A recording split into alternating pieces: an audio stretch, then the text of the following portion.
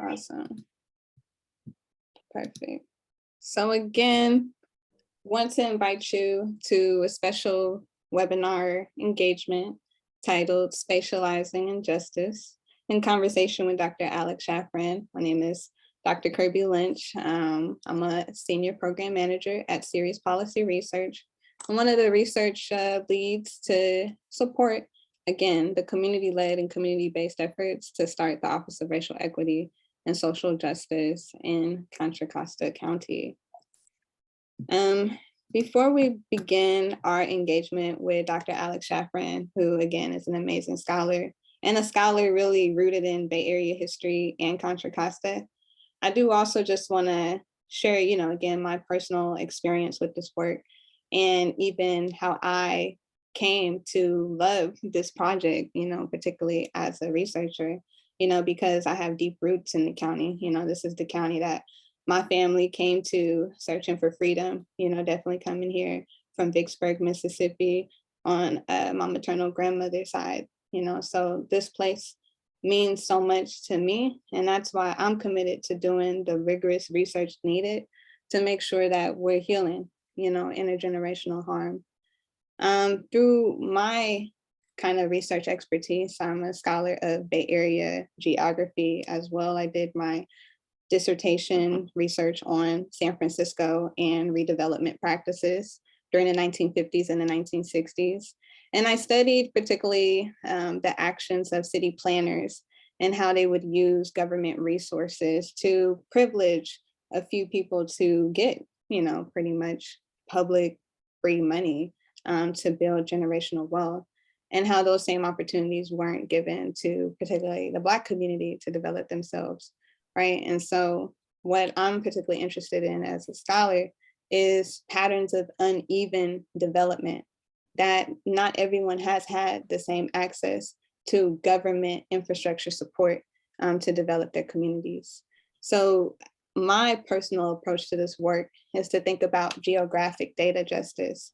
And what that looks like here is unpacking Contra Costa's history of systemic racism. Where we are now, we're in the political battle to finally deliver the Office of Racial Equity and Social Justice to the community. And the great responsibility we have is to come up with a proposal that does take into account the history of how the county was formed. When I'm thinking of the history of the county, I'm definitely thinking about Native American dispossession, that one, we sit on the unceded territory of the Ohlone folks, of the Ohlone people, right? But we also have to remember that the Laguna Pueblo and the Acoma tribe in New Mexico was also forcibly displaced off their land by the Arco gas station and the Santa Fe Railroad Corporation. Those folks were relocated to Richmond right off of Girard Boulevard and were denied quality access to housing, placed in Atchison Village in what we call a boxcar village, right? Living in conditions like that till 1986. How do we account for that? How do we account for the Bracero program that brought many Mexican migrants to the Bay Area, right? To help the United States government throughout the World War II be able to feed the world through the PL 480 program? How do we make sense of Latinx migrants in Contra Costa as a result of that historical moment? How do we think about the war on drugs, the crack epidemic, and the impact on Richmond and the growth of the prison population? I'm particularly even thinking about my own family, again, coming from Vicksburg, Mississippi to participate in the war industry, working on the Kaiser shipyards, right?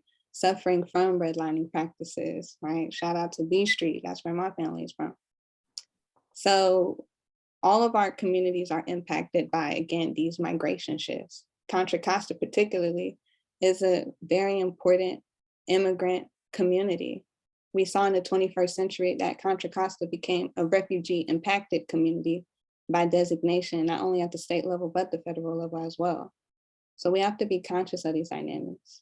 We also have to be conscious of the citizen tax revolts that happened throughout the 60s and the 70s, which led to Proposition 13, right? Which is a huge justification for so much income inequality and wealth gaps in our communities. I know it seems like a laundry list of systemic injustice, but it is very important to understand that many of the things that we're fighting for and the ills of racism, they still exist on the county books today, right? Thinking about even Contra Costa's own sundown county laws that were established in 1851 in Contra Costa that made it actual county ordinance that folks of color, particularly Chinese, Negroes, and Natives, could not exist in the public after sun went down. These same hostilities against people of color, again, are the foundation of this county. We saw this in Antioch in 1876 with the anti-Chinese rebellions, where white, rebels, rebellions existed in these Chinese communities and burned down Chinese merchants, burned down Chinese households. So we are contending again with the history, with the present, and that's why it's important to consider our past, right? And that's why I really do love the work of Alex Schafran, especially as a geographer myself, is because he actually allowed me to see what the bigger spatial pattern was in Contra Costa in terms of development, how everything isn't as simple as we all try to make it seem in Contra Costa, where, we're in Richmond, everything's so normal. Like, why is Richmond different than Danville? Why, it's like a tale of two counties sometimes, right? And that's how I felt growing up. I felt, particularly as my family was growing up next to the Chevron refinery, and even experiencing that explosion in 2012, I even felt, even as a young teenager, like, why is my community the one being kind of always suffering from this experience? And that's the importance of thinking about racial equity and thinking about geography and thinking about why are particular communities in the locations they are. And so even just super excited to engage with Dr. Alex Schafran, because they did write an amazing book called The Road to Resegregation, which contributes to great literature that's already been in the Bay Area about the practice of racial segregation. As you can see here, believe it or not, this is a picture of a KKK rally in downtown Richmond, California. That is the history of this county. It makes me emotional sometimes just thinking about it. But I do want to introduce us to Dr. Alex Schafran and hear his presentation. After he presents, I do really invite you all to stay on the line so we can get into a conversation about how the Office of Racial Equity can actually be a solution to healing some of this historical harm in this county, because it does get deep. And the conversation has to begin somewhere. And so I want to start it here with you all tonight. So if you all want to welcome me or join me in welcoming Dr. Alex Schafran, I just want to, bring you up here to do your thing and speak your truth. And yeah. All right. Thank you so much, Dr. Lynch. By the way, I'm going to continue to call Dr. Lynch, and she is probably going to continue to use the same for me. But I really beg none of you need to call me Dr. Schafran. It sounds like my uncle, the optometrist, who doesn't have as good politics as I do. So sorry to hear. I can't say thank you enough. I'm not sure if I'm brilliant or really much of a scholar, especially not these days. But I'm really honored to be here, to hopefully be part of what you're doing. I am a visiting scholar still at San Jose State University and happy to be affiliated with the Institute of Metropolitan Studies. But for the most of my day job, I'm now a consultant and an activist, and I work on a day-to-day basis, less to sort of understand the world and more to figure out ways to change it. And so I'm grateful for the period I had in my life where I got to write, here's the book, The Road to Resegregation. But just know that that's not as much who I am. I do write a Substack now if you want ideas about housing elements and California state housing policy and all manners of things, social housing, home ownership, et cetera. This is what I do on a day-to-day basis, sort of on the ground, trying to do the things that in many ways I talk about at the end of the book as sort of solutions to the challenge. So that's who I am now. The other thing I want to just add is, I am not from Contra Costa County, and other than a few months here and there at different times in the course from 2009 and 2012 when I was researching the book, I've never really lived in Contra Costa County. So I'm very much an outsider. I live in Oakland. I grew up in Marin County for my sins. So I came to the county in a very different way. At the beginning of my academic career, I was preparing to be just a sort of another white guy writing a book about gentrification, which is obviously important and a major issue in the neighborhoods that I live in Oakland. But at one point, somebody stopped and asked me, where's everybody going? And I knew the answer, Antioch, Pittsburgh, I would hear Stockton, I would, and these were places that I knew of. I could find them on the map. I've always been a map lover, I knew where Modesto was. You would see an exit on the 5. I'd been to Vallejo to go to Marine World.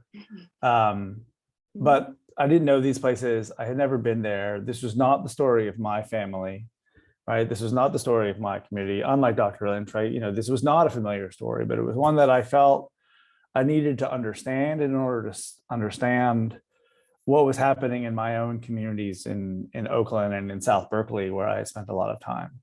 And that's where this project started. And it grew, and eventually what came out is a book that's really about the history of the Bay Area. But it's really centered in the question of Contra Costa County, and really centered in the question of Antioch and Brentwood and Pittsburgh, and a little bit of Oakley and a little bit of Bay Point, and maybe a little bit of Disco Bay, right? The places where so many African Americans in particular, but people of color from every race and tribe across the Bay moved during the 80s and 90s and 2000s to try to buy a house and live the American dream and sort of live that suburban life. So I just want to acknowledge that and to sort of express a lot of gratitude to a lot of folks all throughout the county, in county government, in the local towns, professional planners, regular folks. The book is not a sociology book. I spent a lot of time in people's living rooms and kitchens talking to them, but most of the book is actually based on interviews with planners and real estate developers and policy advocates and activists and organizers and folks that actually have been involved in the politics. And it's really about the politics of how Antioch became Antioch and how Brentwood became Brentwood. And in particular, really centers the story of the foreclosure crisis, right? I wrote this book and started the research in 2007 and 2008. When I first started, I was going out there mostly to try to understand the story of gentrification, where people were moving, and then all of a sudden everything fell apart. And then that therefore became the story. Antioch, California ended up on the front page of the New York Times twice in 2008 and 2009. So a lot of the book is trying to ask this question of how that happened. What happened in Antioch? How did this happen? This was a place that a couple generations ago was a small industrial city of 20,000 people with some pretty gnarly sundown laws and a pulp mill. And now all of a sudden it's a massive suburb, right? Today, as I speak to you, Antioch, California is the largest African-American community in Contra Costa County, not Richmond. That's a shift that just happened between the 2010 and the 2020 census, right? And so that was the story. And so a lot of my heart is really in East County, trying to understand what happened out there. And in order to understand East County, you got to understand a little bit about West County. You got to understand a little bit about South County and La Miranda. You got to know your Concord and your Martinez and your Contra Costa Center and your Pacheco. And you got to know all those little kind of unincorporated bits all throughout the county. And so that's the story.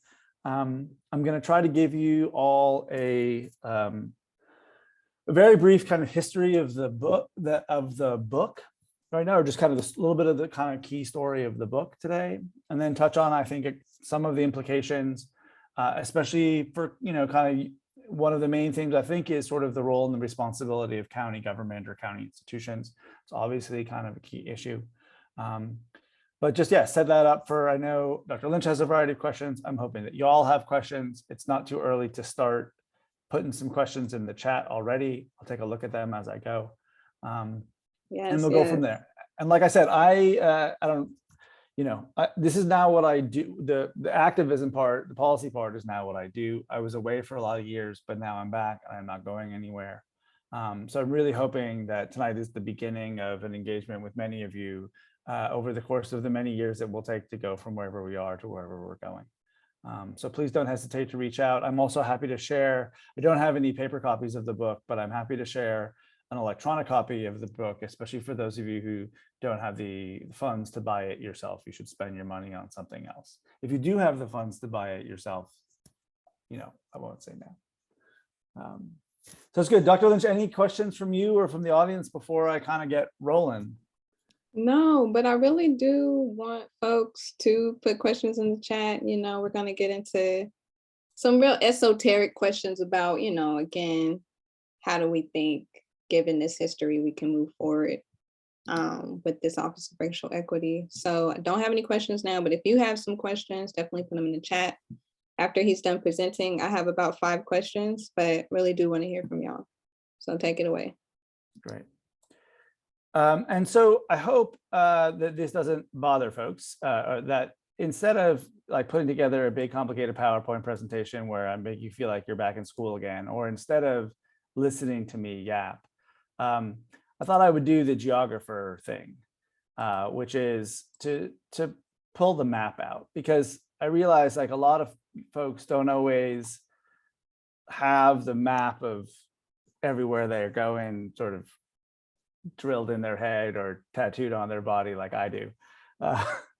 For all of my sins, I am a professional geographer and I have way too much training in it. And I'm like way into maps, and you can come over to my house and we can look at maps. And so but the map is really important because this is a lot of this conversation is really about the map of like where stuff happened. Dr. Lynch mentioned the term uneven development, or one of the ways I like to think about it is it's just, where you live matters. It matters to, what opportunities you have. It matters to the quality of the air that you breathe. It matters to whether you need to have raised bed in your garden because it's polluted or not polluted. It matters how, long it takes to get anywhere, whether it's simple as a supermarket or as complicated as like your career and your job or whatever. And geography is super, super important. And y'all in Contra Costa County have such a crazy, complicated geography. It's really 5 counties like mashed into one with some big barren hillsides in between. And, this very long waterway on the north that's actually an industrial highway for ships and oil and all that kind of stuff. And so that's why I've got the map out, and I'll zoom in occasionally to it in case you forget. So very briefly, there's a few themes that I wanted to talk about that I think are really important for folks to kind of keep in mind.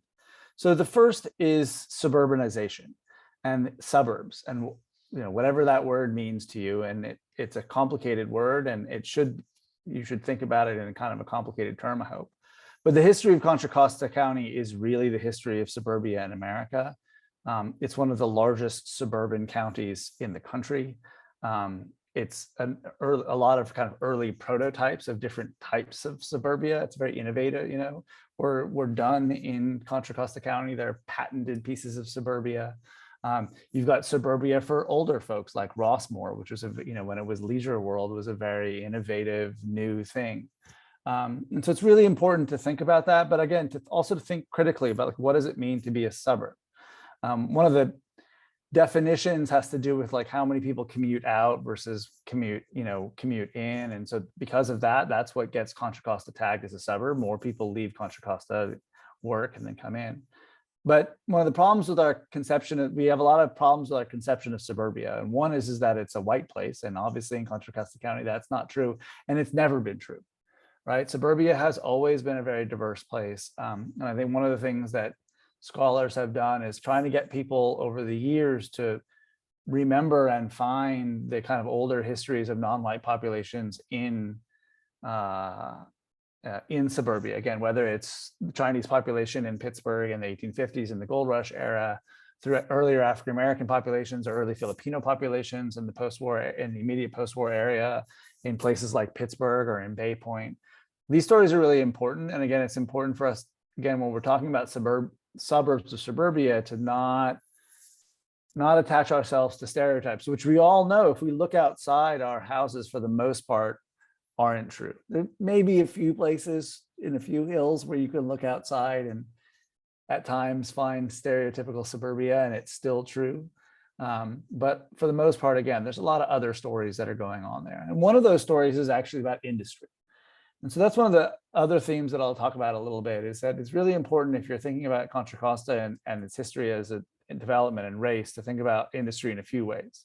So one is the history of heavy industry.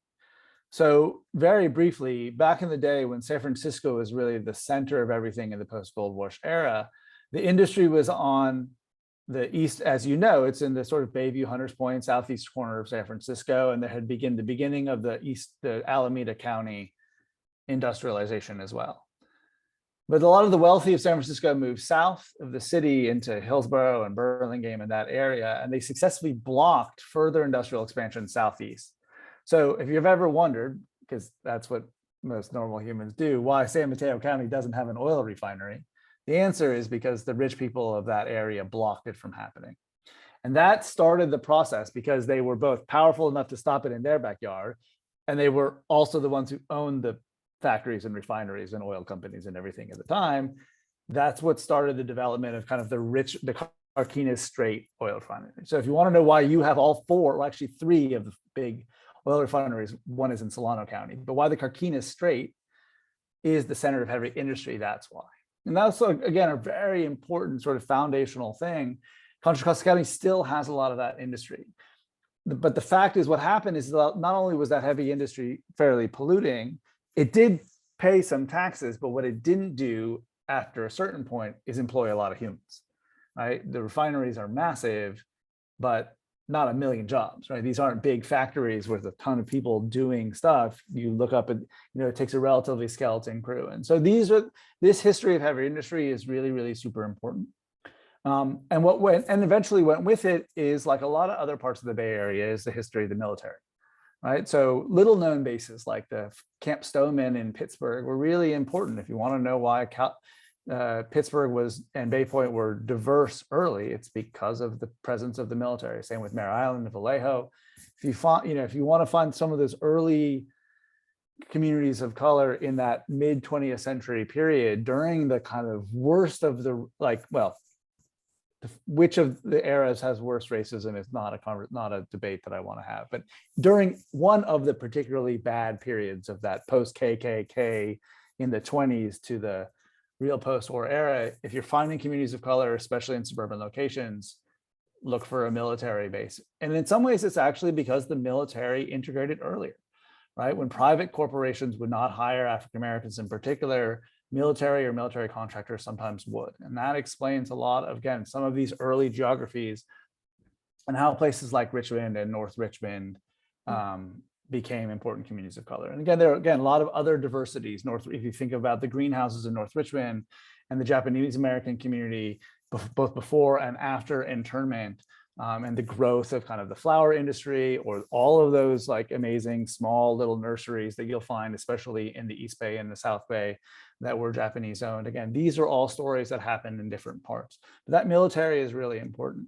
And then the third thing is real estate.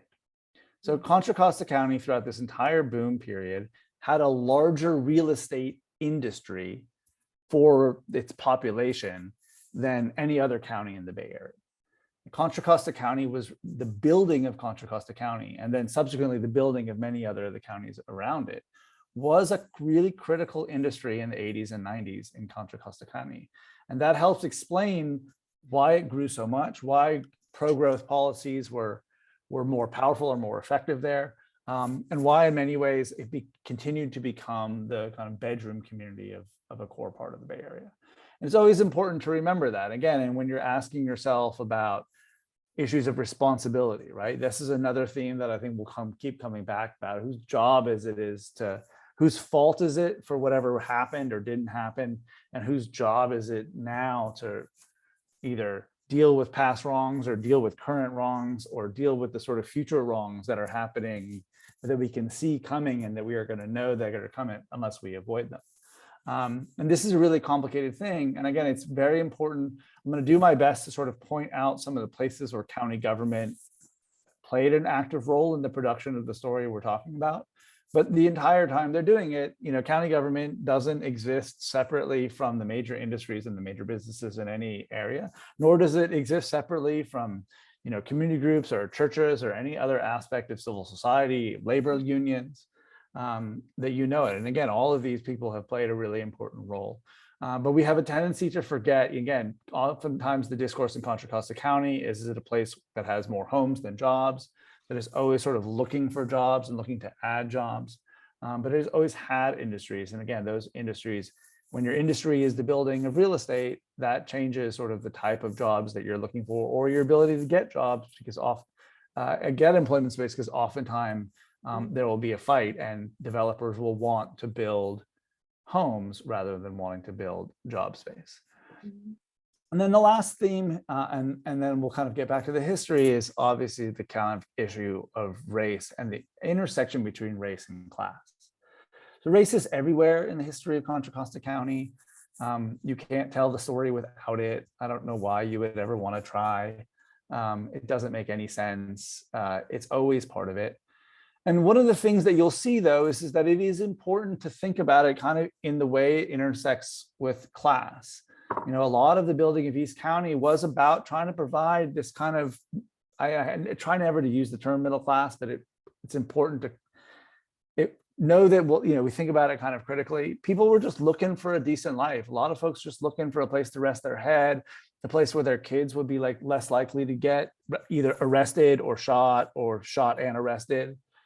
Right? People are looking for a place to be able to buy a home, and maybe buy a home that wasn't quite so toxic or quite so near a refinery or quite so near a freeway. Eventually, the lack of a freeway became kind of a problem, and I'll talk about that in a second. But this intersection is really important, and including today, when you think about the politics of how we do development, if we think about the politics, whether it's of something like Section 8 vouchers, right? Much of the opposition that you will get will not just be from white folks. You'll get a lot of opposition from middle-class folks of color who've worked their arses off to build a better life for themselves. And for whatever reason, they see this as a particular threat to that particular way of life.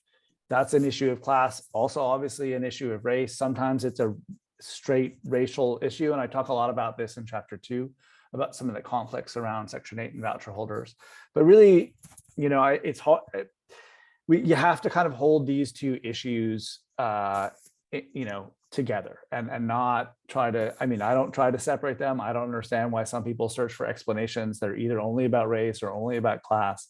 This is America. Both have always been so important to everything, and they're so complicated. It's hard to pull them apart. But I think if you hold them both kind of at the forefront of your mind, it will make understanding the story of Contra Costa easier. So that's sort of the key themes. Again, suburbanization, don't forget the industry, especially the military and the real estate industry, and hold your race and class together. And I think if you do that, it's a really good place to kind of begin with. I want to tell a little bit of the story of the making of East County and kind of how things are going, but I wanted to pause for a second and see if there are, I don't see any questions in the chat, but if anybody wants to raise their hand, ask a question, now is a good time. This is also a good time if you're like, I came to this talk really hoping that he would talk about this thing. You're welcome to throw that out there, and Dr. Lynch and I will put it in the notes. I might not get to it right away, but I promise I will get to it. Yeah, how we doing out there, people? We doing good? You can put a reaction up in the chat. I know you may be snacking on dinner. Yeah, totally. But I'm appreciating the history though. That whole Carquinez Strait, just that whole industrial pattern. You have a whole industry, but you don't have no jobs, but you have industry, and that becomes a racial decision in itself. Yeah. So the answer is, so somebody asked the question, is it Marin County that rose up against industry? Well, Marin County just sort of managed to prevent it, but the real story was more San Mateo County, because that's where it would have gone from San Francisco more easily.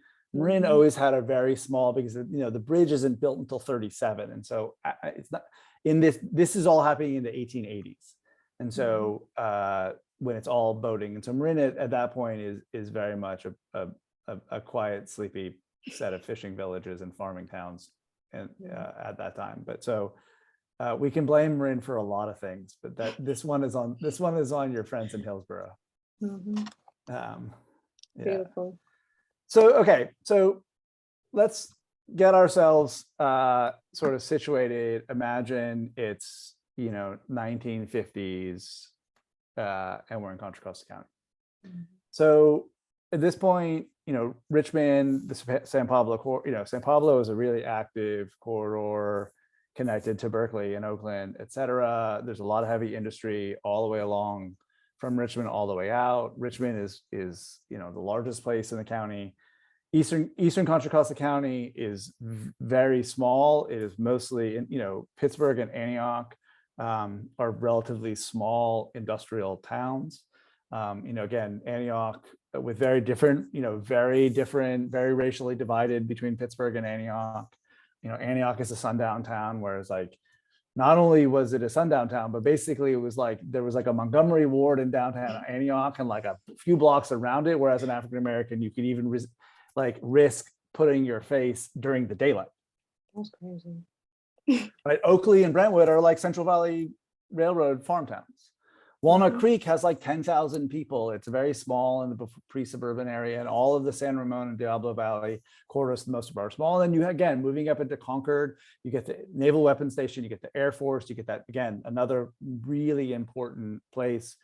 And in my opinion, we'll talk about this in the future, Contra Costa Naval Weapons Station is now the single most important development site in the entire Bay Area when it comes to the issues that we're talking about. But again, that's the, so that part is very, La Miranda is very, very small and sleepy. There is no San Ramon really. Danville is a really small village. Again, a lot of these places, Clayton, really based in ranching. You still have the remnants of the old coal mines that are out in the Kirker Pass area, whatever. I think that's that northern little stretch of Mount Diablo. And Mount Diablo has not been saved yet, but it's there. And again, Contra Costa County is relatively small. It's not even Contra Costa anymore. The name doesn't apply because in the 19th century, Alameda County was formed and took your other coast from San Francisco. And so that's the story. And again, you have diversity, but it's very confined in the way that we can think of California and people of color in California in this period of the 1950s, right? Really in all the United States, like really trapped, really confined. If you were a person of color for the most part of that period of era, there were relatively small and known places in which you could rest your head. Most of the area was kind of off limits from one way or another. And then you started to get the beginning of really that suburban wave. This is really starting like in the 1937, the Bay Bridge is built, and the same time the Caldecott is built, that begins to open up. But it doesn't really get crazy until the freeway building happens in the 1950s and the 1960s. And so you get that first wave of suburban development, which comes to really kind of the Walnut Creek metropolitan region. It turns Walnut Creek into kind of this icon of American suburbia, all the way up down to the Tri-Valley area. Again, you get it down in Pleasanton, you get a little bit of it in Livermore. You get a little bit in the area around Danville. You start to get some of the unincorporated areas in that part. And again, Concord begins to expand in a very suburban way. So Concord is both a city and a suburb, right? It does have a downtown. I'm like a huge stan for Todos Santos Plaza. I think it's like one of the most underrated places in all of the Bay Area. Shout out to the cooks at Lima if you want some Peruvian food. Yes, Lima. Like they have the anticuchos, which is like really hard to find. And so again, you're starting to get that real suburban development. And this is a period of time where, again, for most people of color, this kind of new wave of suburban development is largely not a possibility. You were not going to move. You were not going to be an African-American moving from Richmond, California, which itself was segregated. It wasn't that, you could be Black and live in every part of Richmond, right? You go around, if you've not been to Parkchester Village and which was the first in the Bay Area and one of the first in the country, which was a sort of suburban single family home district that was built for African Americans right? Of course, on the north side, like closest to North Richmond. So you have, but that kind of migration wasn't happening, right? So 1950s, 1960s, you're starting to build all of these suburbs, and that's the period of time where suburbia is overwhelmingly white and overwhelmingly reserved for white folks. And again, I'm guessing folks here happy to talk about this. I don't know if folks have read The Color of Law or who like kind of know a lot about all of these techniques that were used. And I talk a little bit about it in the book, but this is what we kind of know of as segregation, or how we think about segregation, right? It's like people of color trapped in quote unquote inner city areas, even if that inner city is a suburb like Richmond, or East Palo Alto, right, which is very much a suburb, right? And you have these like places like East Palo Alto exist because there was a need for industrial labor in the automobile plants across the way. But the people of Southern Alameda County, in the racism Olympics, the people of Southern Alameda County were as racist as you could get. They even made the national news in San Leandro for how racist they were. So East Palo Alto is sort of allowed to exist because it's this end of San Mateo County that actually is it's sort of San Mateo County, but Santa Clara County, right? It's a very complicated, but people were able to sneak in this like flood prone region and create a little pocket of life, because otherwise Menlo Park, Palo Alto, not happening, and not happening in Fremont or Hayward or various other places. And so this is the story, right? And so when we have in our mind this idea of segregation, this is what we Americans tend to think about, is that this is sort of where the geography, and since we know America is still segregated, people are like, okay, well, this is sort of still where the geography is. And so what my book is about is about the period from really the middle of the 1970s onward. And so starting in some of the there were like early important building of suburbia in Antioch and Pittsburgh and these kind of places in the 1960s. Again, this is still during a regime where it was very much reserved for whites. But starting in the 1970s, as again, anti-housing discrimination law comes into place, we're starting to get more serious about this. You're starting to get more and more fair housing laws. A lot of the Civil Rights Act and fair housing law have passed. Two things happen. One is, now all of a sudden suburbia is open. But at the same time is that you have the beginning of kind of an anti-growth, slow growth environmental movement. And so what starts to happen in the entire 680 corridor, and in particular, especially in Walnut Creek, you start to get a pushback against development. All of a sudden, people don't want development. People are against development. They don't want, even though what the developers are building are largely the same thing that they're living in, we built enough and now we're no more. Our valley may be developed, but we're not going to develop the next valley over. Now, this may or may not be a good idea, but what happened is essentially development continued to happen. It just moved over the hill into East County, right? And what this meant was that if you were finally in the 1970s, 1980s, you're African-American or Latinx, or from maybe by that time, you're even some of the Southeast Asian families that have come over in 75, or some of the Korean and Japanese and Chinese families that came over in post-65 migration, and you're living again in immigrant gateways in Oakland and Richmond and these kinds of places. You want the American dream just like everybody else, a single family house in the suburb, or at least just the house. It's really expensive to buy a place in a lot of parts of San Francisco still, or it's expensive to buy a place in Oakland, especially in the kind of fancier parts of town. And for any number of reasons, you decide to look in suburbia, but the suburbia in Central County by that point, whereas before it was closed off because of racist laws, now it's closed off financially, right? There's not very many houses, there are less houses, they're more and more expensive. Some of that racism is still around, right? I mean, it's not like every real estate agent was giving you a tour of every house in Walnut Creek. And so people started to move, right? They wanted the same thing and they went over the hill. They went to Pittsburgh, they went to Antioch, they went to Brentwood. And these jurisdictions embraced development, right? They were like, okay, bring it. Yeah, let's do it. And they got caught up in a lot of battles with environmental communities about how and where and why to build.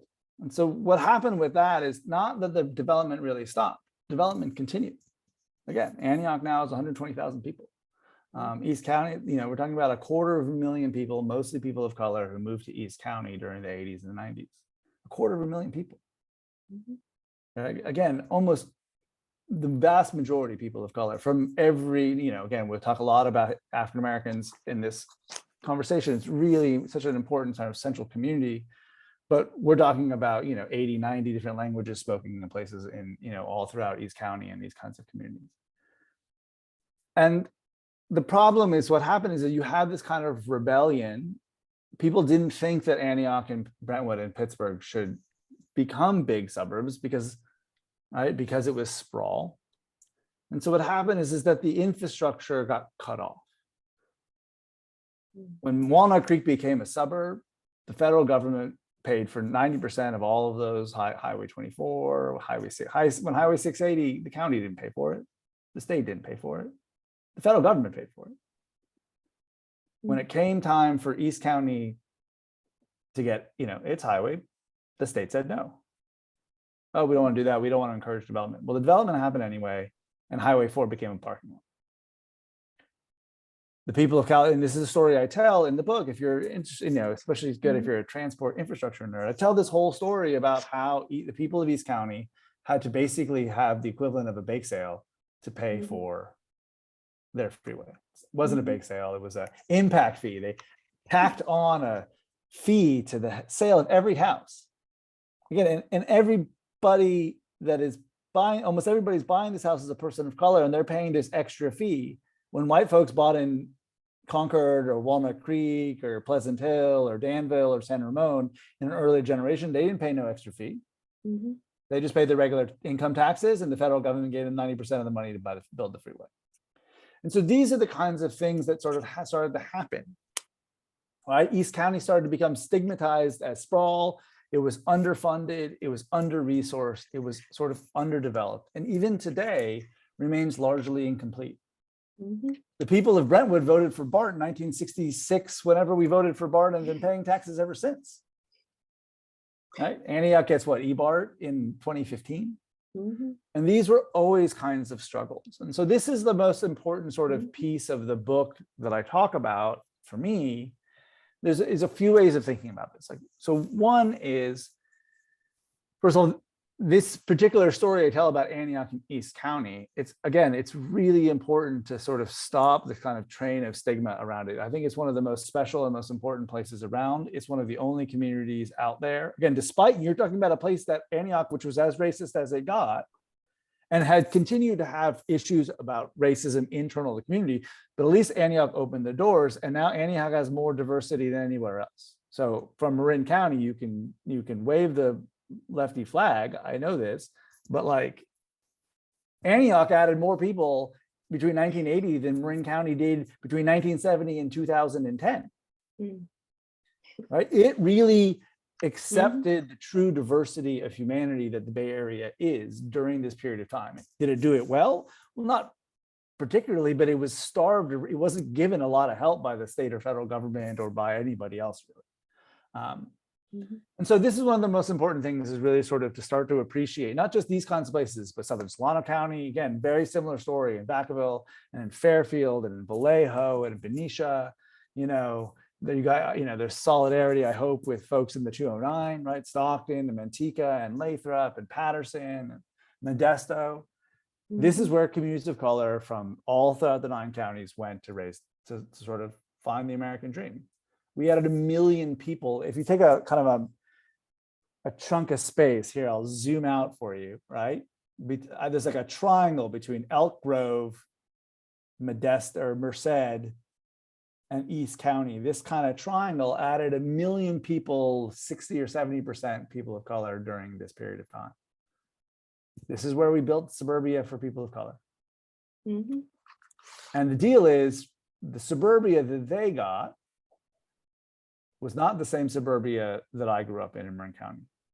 My parents, again, my parents are the grandchildren of immigrants who, my great grandparents, classic Lower East Side story, not a penny together. My father, both my mother grew up in the city, my father grew up in New York City, right? Not from particularly wealthy families.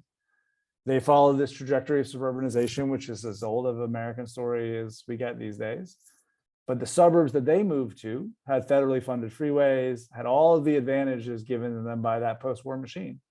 when it was time for people of color to go to suburbia, which is like a totally normal thing to do in America, it's like kind of what you do, they got a different deal in suburbia.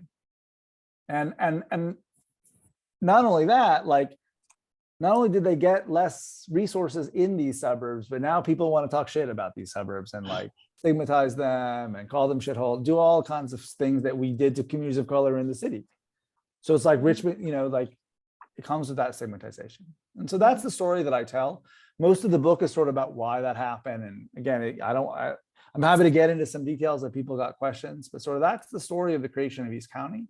And that's a very important story, I think, to tell. And again, you can tell a similar story for those of you who are in Southern California about like Rancho Cucamonga and Fontana and San Bernardino, the Inland Empire. The Inland Empire is like, it's like the LA version, which means it's like 7 times larger, and the scale of it is crazy, and they have even less water. And I don't know, I have no idea how it doesn't all fall apart in Los Angeles, but it's a really similar story. Again, the west side of LA just said thanks, but no thanks. And you know, if you were in Boyle Heights, if you were in South Central, if you were in Compton, if you were wherever, and you were looking for something different, safer, better education, cleaner air, cleaner water, where'd you go? You went to the IE. Again, really far with way less resources, et cetera. And so this is an important story. And I call this segregation. I mean, the book is called The Road to Resegregation. And so when I say resegregation, I'm not implying that like we went back to the segregation that we had. It's like I just didn't want to call it like segregation 2.0 because I already am enough of a sort of tech guy. I didn't like, it felt like nobody needs that. But that's a story. And so I think it is really important. So the geography of race and class in Contra Costa County no longer looks like it did in the 1950s.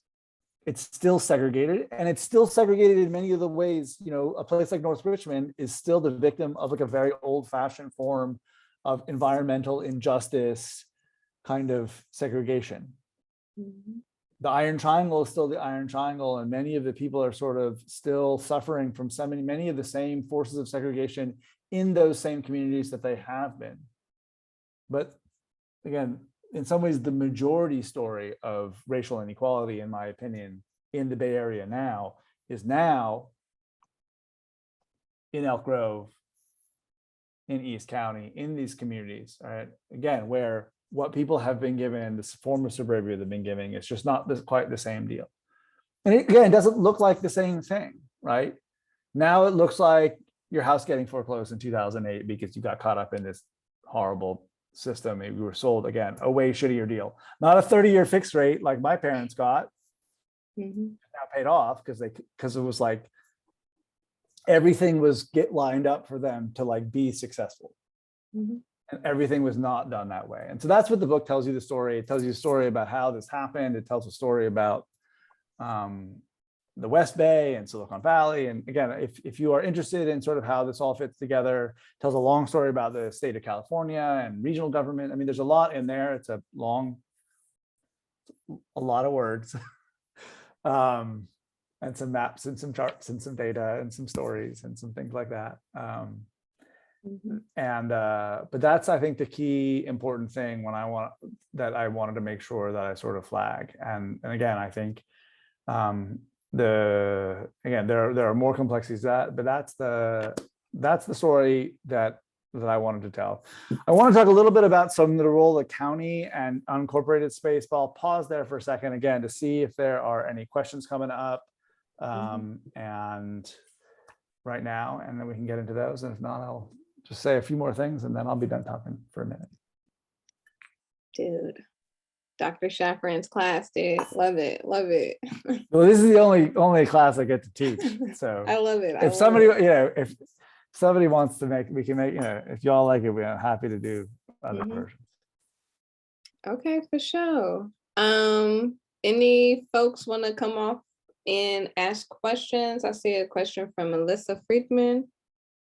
I also see some commentary between Miss Roxanne and Mariana, which I think could definitely help us get to Alex's next point. But want to pause here, see if y'all got any follow-up questions before we close.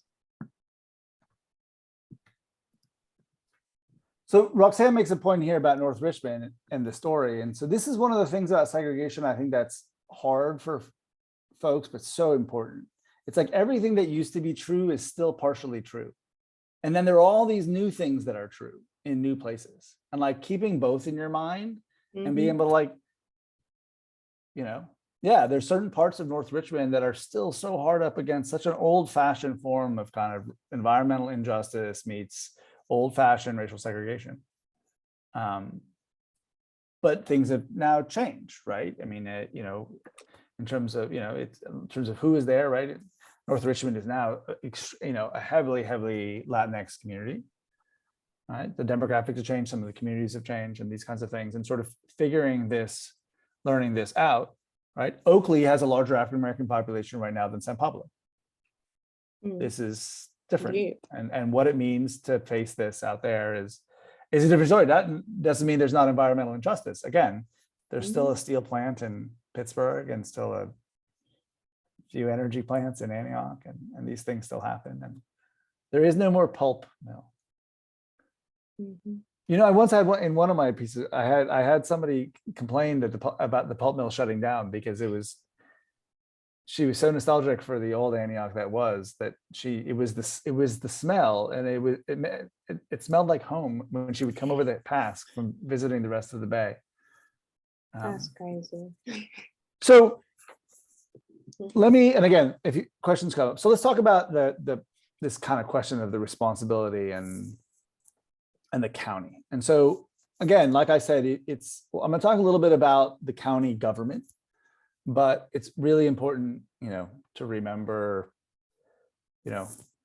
county government is run by, yes, both appointed officials and elected officials who, funds elections. The industry has a huge role to play. This is very much I'm a big believer in very shared, spreading the responsibility and the blame very widely. And so because of the nature of this conversation about what the county government can do, I wanted to focus a little bit about this.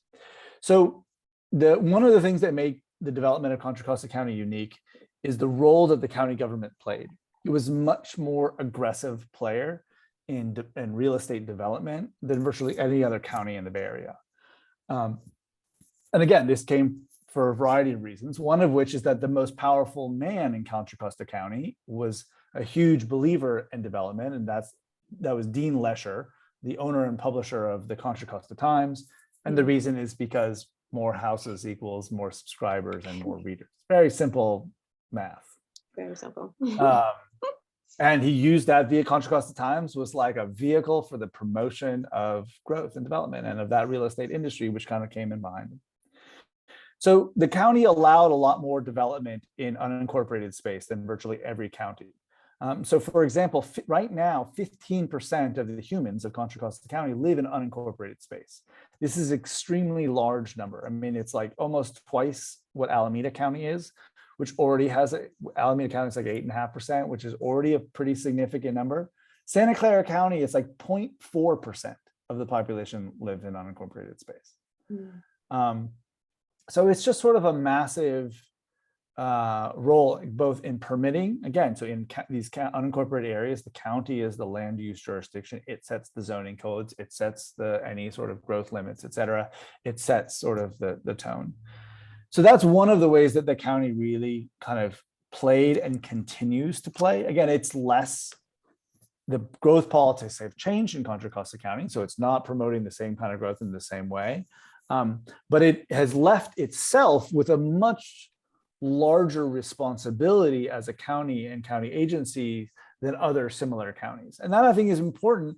And it's in some ways, I think in particular it's important to both see, this represents both a challenge to county staff who have to kind of somehow govern land use in all of these really, really disparate and diverse places. In a way that both engages local communities, but again, there isn't a governance structure necessarily in most of these places. That'll have like community advisory districts and some forms of local government, as you all know, but this is a real challenge and it's a real difficulty. And so again, I am sympathetic to those humans who on a day-to-day basis have to work within this situation that they did not create. This is now long enough ago that like nobody in county government made the situation the way it is. And so that's something that is, again, really important. It's an unincorporated space that is incredibly diverse. So North Richmond and Alamo are both unincorporated people which have very different demographics, let alone all of the various little more industrial places, up on the northern waterfront, or these weird kind of these pockets of Contra Costa Center or Pacheco, or places kind of hidden in the fabric. And so this is a real interesting challenge. It's also, I think, an opportunity for the racial justice community and for this work. If I was setting up an office of racial justice, I think an analysis of unincorporated space and the inequalities and the injustices. It's a very particularly intense question. There's a lot of unincorporated space in the Central Valley where it's been a massive tool of injustice. And so if you go to some of the unincorporated spaces in the Central Valley, you'll find places with, really, really, really bad drinking water quality, no sidewalks, like really poor infrastructure that makes you feel like you're in a different nation. Contra Costa County is not in that space, but there's actually a lot going on in the kind of unincorporated space. There's a tenants' rights movement happening in Alameda County unincorporated space to get the county to extend renters' rights in the space. So I think that's an important legacy of allowing all this development in unincorporated area, is that you now have a lot of unincorporated, 170,000 human beings in Contra Costa County live under the sole jurisdiction of the county. And to understand what that means and to how that living, and again, is that the future, and to make sure that you're making smart decisions. You have this, a very complicated bureaucratic political procedures around incorporation, taxation. We just witnessed a secession movement in the Walnut Creek school district, or was the Walnut Creek school district, right? Or the Diablo, whatever the Mount Diablo Unified. Mount Diablo Unified. Thank you very much. So you all know, again, the politics of this kind of stuff are really important. So that's one kind of key area that makes Contra Costa County different, again, is all of these unincorporated spaces. The other thing about it is that one of the most important events in the history of the story that I talk a lot about in chapter 3 is something that I didn't mention the first time, which will add one more piece of the story. And again, one more story about industry. And that's the creation of Bishop Ranch. So those of you who don't know, right, Bishop Ranch is a major kind of office complex that is now in Santa Ramon. It was not in Santa Ramon at the time, because I don't believe Santa Ramon was even in Santa Ramon, because it didn't quite exist at the time. So Bishop Ranch is, again, a very innovative, early, trend-setting development in American suburban technology in the creation of these kind of connected office parks. There had been some kind of individualized office buildings of big corporations, but they built here a very large kind of set of offices that was designed to host a lot of different companies. And eventually Chevron decides to become the kind of main tenant there. And you begin to get a massive migration of white collar jobs from San Francisco and other parts of the Bay Area to that kind of 680 corridor, both the Contra Costa side and the Tri-Valley side. And so this was a process that was driven by the county. In fact, the real estate industry at the beginning didn't want to do that. They just wanted to put more homes in that space. And the county had zoned it for industrial space at the time, recognized at the time that probably wasn't going to happen, both because of the economics of it and because that area had kind of started to become wealthier and they were going to oppose any industry. And so that's how the pathway for, again, Alex Marin and their particular family to build this, what became a very innovative space, what we call in planning Dorcosphere called edge cities for a while. It's kind of a terrible term, but it was useful to describe these like very big suburban clusters of mostly white collar jobs. You get them outside of DC, kind of, in Dulles, in Tyson's Corner and that area out by the Dulles Airport. There's a variety of them kind of scattered in different places around. And so when that was a success, when all of a sudden Chevron decided to pick up headquarters from San Francisco and move to Santa Ramon, I mean, that was like earth-shattering in Bay Area industrial politics. I mean, that just wasn't done. That really was the sort of last big pillar in this puzzle that made Contra Costa what it was. So the reason why they did it is because they realized they had a market. Chevron did it, and well, the reason developers built it and the reason why Chevron said yes is the same, is that you had a lot of executives who had already moved to Danville and San Ramon or La Miranda and these kinds of places. At the time, many of them had college educated wives who were not in the workforce and who were looking to get back into the workforce. And so there was like a ready pool of educated labor that were prepared to do white collar jobs. And the jurisdictions were all of a sudden, especially once Prop 13 came in a few years later in the late 1970s, jurisdictions were looking for ways to get more tax revenue, things that brought in money and didn't cost money, because the perception has always been, real or false, that houses cost you money. Right? People don't pay enough in taxes to pay for all the roads and schools and things that they use, but businesses pay more in taxes than what they use, so that's the good deal. And so when this model happened and the real estate industry realized like, oh, this is actually, we can build this instead of building houses in this space, you saw this crazy explosion of job space in the 680 corridor and then eventually 580, in all throughout the Tri-Valley. That was different than what you were seeing in Silicon Valley a lot. A lot of it was kind of back office stuff, right? If your credit card at Bank of America was being processed, instead of doing it in San Francisco, they'll do it out there. Chevron didn't move all of its activities there, only sort of some of the activities went there. And this allowed the jurisdictions in Southern Alameda, in Southern Contra Costa County, in particular in San Ramon, to grow and incorporate and become much bigger, but they didn't build nearly the amount of housing. And same with Walnut Creek. Again, they basically just realized that they could kind of gorge themselves on this commercial development, which to them was like, oh, great, this brings in all this tax revenue and everybody's white collar and middle class and blah, blah, blah, blah, blah. Now, not all of the workers in these places, not all of the administrative assistants and people working in the mailroom. And again, these places started to employ more and more people in a more and more diverse workforce. But the only housing that they built was largely for the upper end executive class, leaving all of these people that are now working in Pleasanton or working in San Ramon in the back office and want to buy a house, can't afford anywhere in there. And so where you're going to go? You're going to go to Brentwood. And at the same time, again, so the county really drove that process in the beginning. All of this stuff happens on unincorporated land, county government, county planners. I don't know if anybody's from the county, any county planners. I mean, this was a day when like county planning really was in charge. Like they planned and built stuff, stuff happened. And in a way that it can't quite happen now or doesn't happen now, it can still happen. And again, I think that is, again, another opportunity space for you all to think about for the Office of Racial Justice, is that, if you give the county back some teeth and some responsibility and some resources and push it to do things, but now because of the presence of now with this Office of Racial Justice, you're thinking in terms of like, how do you make this something that repairs things and fixes things and makes the environment better, makes places more equitable, as opposed to ignoring those factors or purposely doing bad things as was done in earlier eras. Like, can we have a rebirth of what it looks like for the county to be an active player?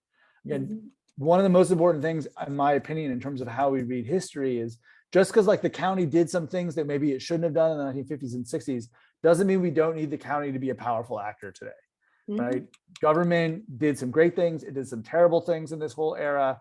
And that doesn't mean we don't need it. And again, I would say the same thing about the real estate industry in the same way. Just because the real estate industry did a lot of things that it shouldn't have done, it doesn't mean we don't need the real estate industry to do all the things, to build the houses. We need a lot of houses. We need a lot of things fixed. We need a lot of things built, and we're going to have to roll with some of the same actors that we have, just hopefully, again, reformed with better standards, with better laws, with better activism, with more people that be able to participate, right? So that many of these new real estate companies can come from the communities that they're building in and look like the people that are doing the building and are offering people the opportunity not just to labor on the job, but to own the companies that are doing this. And again, the people who work for the county now increasingly look more like the county than they did back in this day. Right, that was a period of time, that things have changed in terms of who gets to work for the county and who is the county. And so that is the other kind of really important role. And again, I emphasized the issues of industry and the issues of government in the creation of Bishop Ranch and these edge cities and all of these office parks. This was really the county working together. And now that we're going to need the county again, because a major shift is underway, which is work from home and sort of the restructuring that that is going to bring to sort of where people work and how people get around. One of the kind of great tragedies of this time is that the transportation effort was never built, right? We could have built a BART line that runs from Pleasanton to, right? The answer wasn't to necessarily, it wasn't about getting people from Brentwood to San Francisco. If you had just gotten people from Brentwood to San Ramon and Pleasanton, you would have made a whale of a difference.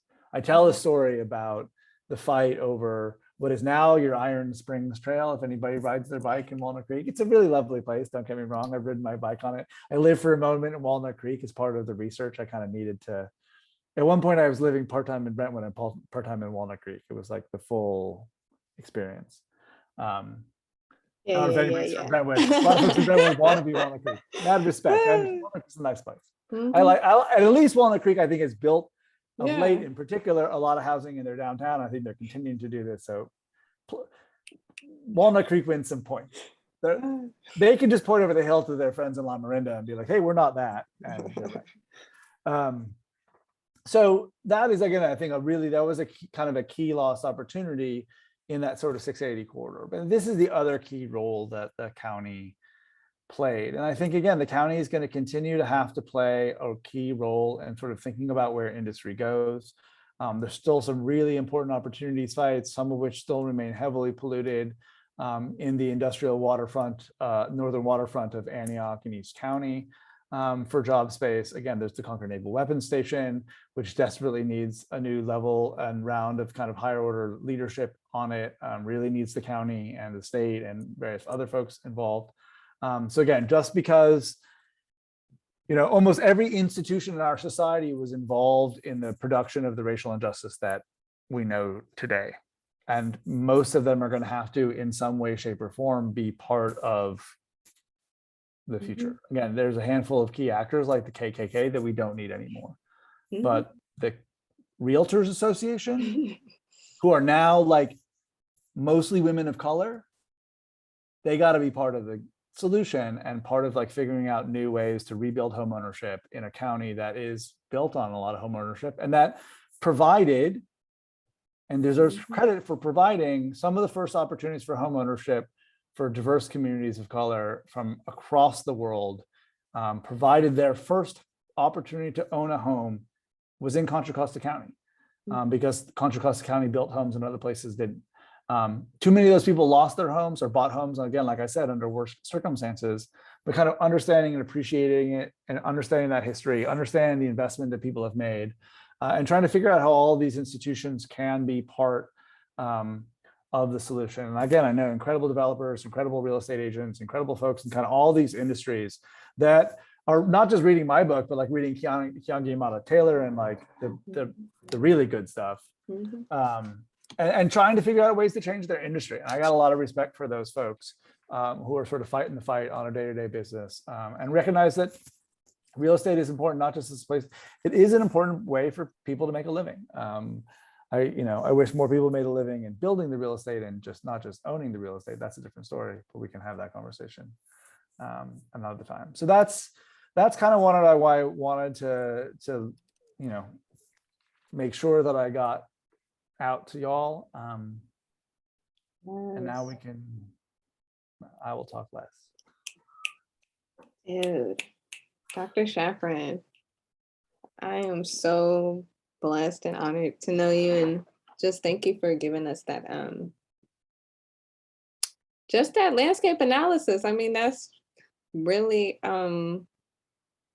what is the future work, because that does become the next part of this process. So I do believe, one, just thank you.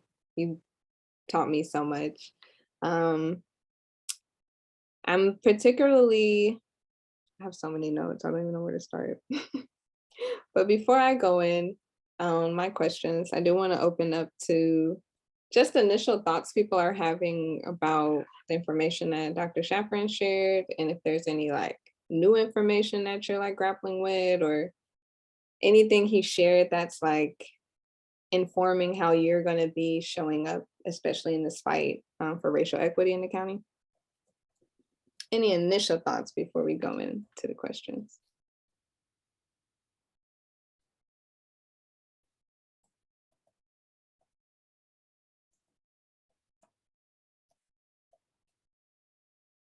Awesome. Okay. I can add a comment, Dr. Okay. Kirby. No, you're good. I was actually approached, and I was listening intently and learned a ton, and then also had the second track of like personal reflection, because I grew up in Contra Costa County for the first part of my childhood, and I'm white, and my parents moved to Richmond, to a working class neighborhood. And to be frank, we had a mixed reaction there, mostly welcoming, a little bit not. And as a little girl, of course, I didn't understand some of the dynamics in history. And then as I grew up, I came to understand, and I just got it at a deeper level, at a systemic and historical level. And then my dad worked in the Richmond refinery, and he's one of the ones who moved over to San Ramon. So it's just really interesting to reflect on, our family's experiences, and how they kind of fit into the flow of history and trends and race. And so I just wanted to share that. And I just really appreciate, I sort of knew a lot about what you said, but I'd never connected a lot of the dots and looked at it as a through line of the very large historical trends, and then the, good and sometimes really bad decisions made by local actors and how they affect individual families. So it's really fascinating. I just want to express my appreciation for your work. Well, thank you, Mariana, for sharing.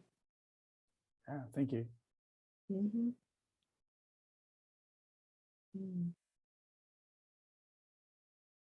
But I'm trolling. There's some really good stuff in the chat. Really, just I know appreciate there was it. some good stuff. Yeah, really appreciate what folks are offering up. Yeah, I mean, I just wanted to say, I worked with some North Richmond residents to support them in doing their own quality of life plan to drive the redevelopment of their neighborhood and influence the general plan update. And I think this stuff is so complicated for residents to wrap their heads around. Even as staff, we were learning right alongside residents, trying to teach, bring in experts from other areas to learn about community benefits, to learn about how equity could be part of a redevelopment process. And then I got to say, the county staff, although they had their own process going, they kind of just smiled and came to our rollout and accepted our plan. And when we asked them, will you share this with the planning commissioners? They said, oh, you don't need to come to a planning commission meeting. We'll make sure all the commissioners have your plan. And that was our cue. We were like, okay, we better go. And so we all drove down to Martinez and, had our plan with us to hand out. And sure enough, the planning commissioners had not seen this plan and how residents were a part of, leading it. And they said, hey, all unincorporated areas should go through this kind of process to hear directly from the community what should drive the next 40 years of planning. Did they take up that mantle and do it in the other unincorporated areas? Probably not. Right.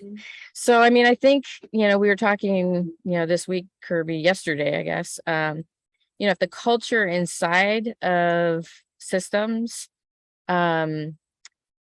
remains sort of closed off to community being part of the process, it's going to be difficult to have these conversations about how race and social class intersect with planning.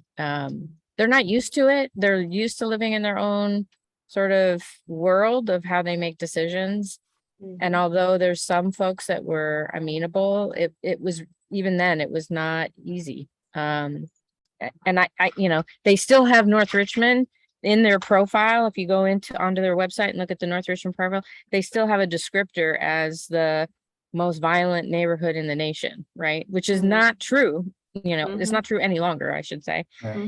But that's, and we said, why didn't you put in like the history of activism in that neighborhood, the history of the jazz clubs and the entrepreneurs that lived in that neighborhood, and the environmental justice history. We just lost Dr. Clark, who did a lot of work for a lot of years. So anyway, and did they go back and change that? No. And that narrative's important, right? Because that's going to be codified in the next, once the general plan is approved by the county, that will drive things.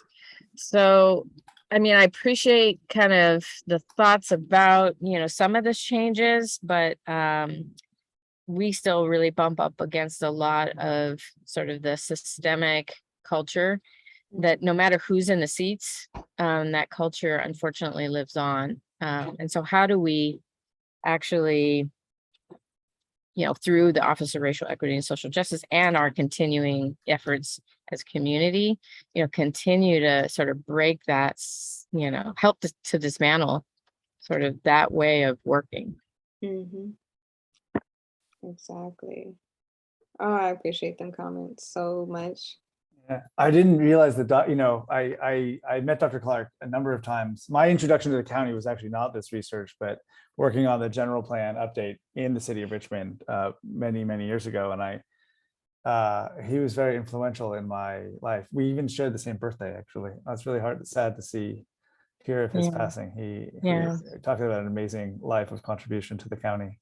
There should be a celebration of life in September. I'll let you know. Please let me know, especially because we are September 14th babies. And I just want to say, since you are here, this is very much a post not the story that I told in the book, but the story that I learned working in Richmond and afterwards and subsequent years. If I had to choose one agency from the county that was really, I feel like, fighting the fight, it was the Health Services Department. I mean, it's so innovative in you in Alameda County. I mean, without some of the really important work that you were doing on racial injustice, this was this was a decade before everybody else discovered what was going on. And so I just appreciate having you here, and anybody, the health department. I think that's, if you look at some of the areas where I think the county has really been the most progressive, and some of the good stories that, there's a story told about, following the kind of development of when La Clinica opened up a clinic in Oakley. I think the health area is an area where you've seen the collaboration, you've seen the coalition building, you've seen some cooperation, and I just wish that those vibes extended into housing and every other social determinant of health not covered by the health department. Exactly. Oh, there's work in the health department to do as well. Yeah, So, I imagine. Yes. Miriam is here. I'm sure not with her official hat on, but yeah, I mean, there's still reticence to really make, huge statements about how race and health equity merge. Yeah, anyway. Yes, I have so much to say. That actually, I had a specific question for Dr. Schafran about, your background, just even thinking about the environmental justice movement in Contra Costa, and that being a community engaged process. And, how do we really make sense of these coalition based efforts to get an entity to be accountable, but then it doesn't end up holding that entity accountable? It really reminds me of the politics around BART expansion, right, in Antioch, and how it was, again, industry coming together with county government, pretending as if it was doing something for a community benefit. And so just how do you think organizers in the county can combat just this historical trick and pony show that's going on? Because it seems very county specific, Yeah, I mean, this is so hard, and I'd love. There's a few names who, I would love to hear from other folks that are on the call about their things. The one thing I'll offer is, and again, learning, watching, learning from the EJ movement, from the Laotian Organizing Project folks that I work with back in my Richmond Equitable Development Initiative days, was, it's one thing to build a coalition to fight against a very particular and obvious injustice, which is something, like a point source pollution or a thing that is being done wrong. It's another challenge to try to build a coalition, for instance, to make Concord Naval Weapons Station into what I think folks in the county need it to become. It's another thing to kind of try to figure out how do we transform existing places, right? Especially one of the hardest things about the work that we're trying to do is how vulnerable and fragile everything is. And so people are rightfully scared. they're scared, they're angry, they're gonna fight to protect the little bits that, whether they have a little bit or they have a big bit, they're gonna fight to protect it. And that's some of the stuff that is really hard. And so kind of coming together to build that coalition that is strong enough to really leverage, in the Conquered Naval Weapons Station's case, you're talking about billions and billions and billions of dollars that need to be leveraged to be able to produce a neighborhood, a community, in a way that, like, to do this with the full justice in mind, with racial justice, environmental justice, social justice, economic justice. You're talking about building a place in a way that nobody in America has ever built a place. Mhm. That's really hard, because it's really hard to build that kind of consensus around that kind of positive vision. We're not as good at like building positive rights as we are kind of like combating negative rights. And that's what's really hard, because it also requires compromise. Right? It requires kind of different people have different visions for what the kind of what the good life looks like, and people will, it's often easier to get people to fight for what they think is a good life than to think of what is a just world. And so can we also figure out ways that's a lot about what the county has been about, people looking for a place to live the good life, to like rest their head, not necessarily to like come out and be political, right? It's like people who really wanted to fight the fight are probably like still in the mission or in other home back in the neighborhoods, like fighting the fight. People who wanted to just chill and like have a pool. And that's important. I respect that. Like, life is complicated and hard. And so that's why I think one of the hard things. And so, how do you do that? And again, for me, I think there's some strategies. Like, one, again, is thinking about some of the key opportunity sites like the Conquered Naval Weapons Station that really do give us an opportunity to really kind of work together in ways, and figuring out a way to do that. So, it's hard. It's, it borders a lot of Concord. And so, folks are going to want to have their say. It's technically in the jurisdiction of the city of Concord. Now, that's kind of an arbitrary decision, but it is the fact. But it's something that affects the county and everybody. And so I think one of the most important things is that if folks that are not in Concord are going to try to kind of get involved in that, one is to make sure you're, talking to Monument Impact and really kind of rooting yourself in what their needs are and giving them a certain sort of precedence. And then the other thing is to just make sure that you're coming in a way that is bringing positive resources. So I'm a member of EBHO, East Bay Housing Organization. I don't know if there are any other EBHOers sort of around here. And so we as an organization have been involved for a very long time, long before I was a member in this fight. And one of the things I'm trying to convince us at EBHO to try to make as a central part of our platform is making sure that we're really putting pressure on Sacramento to get more resources, to make sure that Martinez and Sacramento, like Martinez has more resources so that the county can play a bigger role. Sacramento provides more resources. Because at the end of the day, the only way that that's going to work is if the city of Concord gives up some control over the future of that project. It has to let go of like managing it with an iron fist and just having it doesn't have the capacity to make this into what it needs to become. And in no other jurisdiction, like no other country in the world, would they try to build something like a Conquered Naval Weapons Station solely under the jurisdiction, like in a process being run by a city, like a small city that doesn't have the staff capacity and doesn't have the wherewithal to do it. San Francisco maybe has the capacity to do Treasure Island, right? But look at San Francisco and Hunters Point. And Hunters Point closed the day I was like a month before I was born, and I'm 47. Exactly. It's still dirty as hell. Even underneath the houses that are there. So I think finding those spaces are hard. Coming to terms with people's different visions of what it looks like, and apartments and single family houses and land trusts and individual home ownership and all the different visions, at least in the housing space. It's and enough, people want room for everybody wants everything. And again, we can all have everything. People want sports fields. We need health facilities. In my opinion, a Conquered Naval Weapons Station that doesn't have a full CSU campus, not like a half CSU Concord, but like a full Cal State East Bay, right? You're in one of the biggest education cul-de-sacs in the state. That little triangle I show you, there's no CSU, and there's like Stan State and Turlock, but like think about how many young people that you all Mhm. know that come from East County or Vallejo or whatever that like sleep in a parking lot in Hayward Mhm. so they can go to college. Like that can't happen. Mhm. So Exactly. finding space for that big dream is the hard part, but Mhm. Oh, I'm with you. I'm with you. Well, I got one more kind of question, but before I ask my question, anybody else out there want to give some commentary, what they're thinking?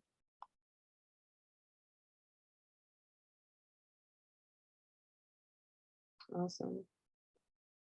Well, this has been really powerful. I mean, you're definitely giving me a lot to think about, particularly in terms of like this new geography of race. And like, I appreciate you answering the last question because I think that again is the bulk of the work of the Office of Racial Equity and Social Justice, especially as it gets started, thinking of the multi-phase, multi-iterative, and always redefining the goals of the office because again, we're dealing with multiple layers. We're dealing with that historic harm, intergenerational continuums. So the targeted strategies are going to look different. And so I appreciate what you're saying about what's going to be the format to make all of the visions in the county come to life. I kind of wanted to ask a question about just overall, what do you think the foreclosure crisis impact has had on Contra Costa and even just like these new geographies of race, thinking about that the form of new resegregation that's occurring aren't like these static neighborhoods of like just one race in it, but again, these like new mobile forms of, communities that you speak on in your book. Can you just like, again, help us work through the complexities of like racism, even in the reality of mobility, right? In your book, you mentioned how people rather talk about abandonment and foreclosure rather than gentrification and affordability. yeah. And I think those are like all again a part of the racist production of space. And like again, why we should be critical of county leading any type of generalized plan, because again, there's sometimes a racist myth in who exists in the county. And I wanted to know if you just have any wisdom on how we should combat that. So yeah, I mean that it always makes me sad how it feels like a lot of people have forgotten what happened in 2008. And the foreclosure crisis was the largest loss of wealth of people of color in United States history by a large scale. Again, for a long time, we said, hey, suburbanize, buy a home, suburbanize, buy a home. It's the American way, it's the American dream. And then when it came time for people of color to do it, it was like, oh, here, have a shitty loan. Mm-hmm. And so people got reamed. And again, I have a feeling that there are people on this call who either themselves or through families or friends watch people lose houses, watch people fall underwater, all watch their, maybe they were involved in the real estate industry, watch their businesses get destroyed. I actually have an interview coming out in Shelter Force magazine with a woman named Charmaine Curtis, who's an important African-American developer in San Francisco. And like, who did this take out? Not the big wealthy white developers, like a lot of like smaller developers of color who had sort of fought their way. Imagine being a woman of color in the development industry in the 90s in California, fought their way tooth and nail into the industry. And that was who was heavily impacted. And so there was just a huge loss of wealth. Now, especially in the places that were heavily hit, like East County or in Richmond, there are plenty of people who are now renting houses that when they were previously owning houses. There are people who maybe have kind of gotten back on their feet, but they're way farther behind on, that rather than being, there are plenty of people who are the same age as my parents, but rather than, sitting there with a house that is paid off, which it should have been paid off by this point in time, because they've owned it for a long enough time and it was cheap when they bought it, because it got remortgaged or because of the crisis or whatever, they're still owing money. And maybe it won't affect them, but it affects how much money they can leave to their children, right? If you talk about, again, that loss of intergenerational wealth, it's not just from not being able to buy a house, but it's, from these kinds of events again.